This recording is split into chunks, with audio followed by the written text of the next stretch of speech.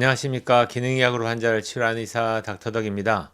오늘 여러분과 함께 나눌 내용은 제가 얼마 전에 매스컴을 통해서 봤던 내용인데요. 이게 4년 전에 나왔던 방송 내용인데 제가 우연찮게 유튜브를 보다 보니까 그게 떠서 환자분이 보실 때는 오해할 수 있는 소지가 있을 것 같아서 오늘 그걸 한번 더 말씀드리려고 하는데, 뭐냐면은 연세대학교 보건대학원에서 병원을 방문한 종합검진을 받았던 환자를 대상으로 한 임상 연구 데이터를 발표를 했어요. 그게 뭐냐면은 매일 운동하는 사람과 격일로 운동하는 사람이 4대 질병의 예방 효과에 대한 연구 발표를 했거든요. 근데 발표만 먼저 말씀드리면은 주 3회에서 4회 운동하신 분이 보통 고혈압이라든지 당뇨라든지 심근경색, 뇌졸중 이 네 가지 질환에 대한 예방 효과가 어느 정도 있느냐 이걸 봤더니, 고혈압은 14%를 낮추고요, 당뇨병은 13%를 낮추고, 심근경색은 21%나 낮추고, 뇌졸중은 20%를 낮춰요. 혈관에 관련된 질환들이 되게 좋아지는 게 보이죠. 주 3, 4회 운동을 했을 때 얘기인데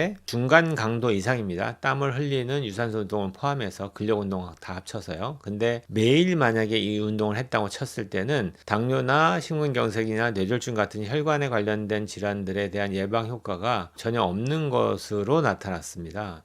이것만 딱 보면은 매일 운동하면 더 손해네, 오히려 격일로 운동하는 게 더 좋겠네, 이렇게 생각하실 수 있는 단편적인 어떤 정보인데요. 그렇지 않습니다. 좀 더 다양하게 생각해 볼 필요가 있는데요. 첫 번째 개념으로, 운동을 우리가 보면은 하면 무조건 좋다라고 생각하잖아요. 근데 운동이 왜 좋은지에 대한 생각을 한 번도 안 하시는 것 같아요. 하도 운동해라 운동하면 좋다 이렇게 얘기하니까 좋은 줄 알고 하시는데, 운동은 정확하게 표현하자면은 내 몸에 주는 산화 스트레스의 일종입니다. 우리가 독성 물질을 먹거나 안 좋은 환경에 노출되더라도 산화 스트레스를 받는 것처럼, 오염 물질에 대한 노출도 받는 것처럼, 운동도 비슷한 우리 몸에 산화 스트레스를 주는 거예요. 인위적으로 주는 거죠.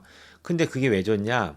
우리 몸에 일정량의 산화 스트레스를 주게 되면은 이거를 해결하기 위한 항산화 시스템이 돌아가기 때문에 그 시스템을 이용하기 위해서 이 운동을 이용한다, 이렇게 이해하면 좀 쉽게 될 것 같아요. 그러니까 그런 의미에서 매일매일 산화 스트레스를 주게 되면은, 만약에 이걸 매일매일 처리할 수 있는 충분한 항산화제가 내 몸에 있다면은 당연히 더 좋을 겁니다. 예방 효과가 더 뛰어나게 나올 것 같아요. 근데 여기에는 그런 조건에 대한 스터디는 전혀 없는 거죠. 매일 운동하면서 그 운동하는 거에 대해서 충분하게 항산화 작용을 할 수 있는 비타민이라든지 항산화제를 충분하게 먹어주면은 아무 문제가 없을 거예요. 오히려 더 좋은 결과가 나올 거라고 저는 생각하는데, 그렇지 못하다 보니까 그런 거 전혀 배제를 하고 단순히 운동만 보다 보니까 매일 하는 사람보다 하루 쉬면은 훨씬 더 산화 스트레스에 대해서 적응할 수 있는 시간을 주고 또 다시 스트레스를 주고 하다 보니까 훨씬 더 예방 효과가 좋은 것처럼 나올 수 있겠죠.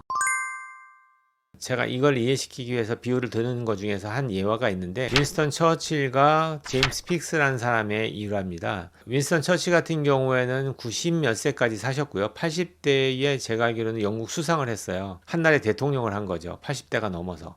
저는 상상을 못 하겠는데, 그러니까 그 정도의 나이에서도 항상 그 전에 찍었던 어떤 동영상들을 보면은 항상 손에는 시가를 들고 있고 집무실에는 항상 스카치 위스키가 옆에 있었다는 거예요. 그러니까 매일매일 그 위스키 술을 안 마신 적이 없고 매일매일 시가를 안 핀 적이 없는 거예요. 그런데도 불구하고 80대에 수상을 하고 90대가 될 때까지 건강하게 살다가 돌아가셨어요. 그러니까 그렇게 유전적인 좋은 점을 타고나신 분들도 있고요. 제임스 픽스라는 사람은 예전에 미국에서 마라톤 운동을 전 국민에게 이렇게 전파하듯이 큰 선풍적인 인기를 만들어냈던 사람이 바로 제임스 픽스거든요. 이분은 원래 몸이 안 좋았어요. 그래서 가족력 중에서 아버님하고 제가 알기로는 형님이나 이분들이 다 심혈관계 질환으로 일찍 돌아가셨어요. 그러니까 협심증이라든지 심근경색 때문에 돌아가셨단 말이에요. 근데 그 전에는 자기도 관리가 안 되다 보니까 살도 찌고 되게 안 좋았는데, 이렇게 살면 나도 빨리 죽겠구나 이렇게 생각해가지고 열심히 다이어트를 하고 운동을 해가지고 살을 쫙 빼고, 진짜 마라톤 할 때 몸 보면은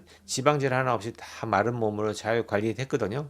그리고 그분이 많이 뛰면 일주일에 한두 번 정도도 마라톤을 뛸 정도로 되게 건강하게 몸 관리를 했다고 자부했고, 그래서 매스컴에서도 이 사람처럼 몸 관리를 해야 된다 이렇게 막 광고를 했을 정도였어요. 근데 이분이 마라톤을 하다가 심장마비로 죽은 거예요.